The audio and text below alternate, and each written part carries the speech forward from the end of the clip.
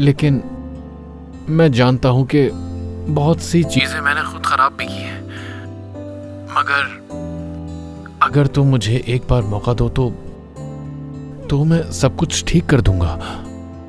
तुम देखना, मैं तुम्हें प्यार से मना लूंगा। मैं ये तो नहीं जानता कि मैं कैसा बाप हूं, लेकिन जब से मैंने तुम्हें देखा है, तुम तो मेरी नजरों के सामने से हटती ही नहीं हो जैसे।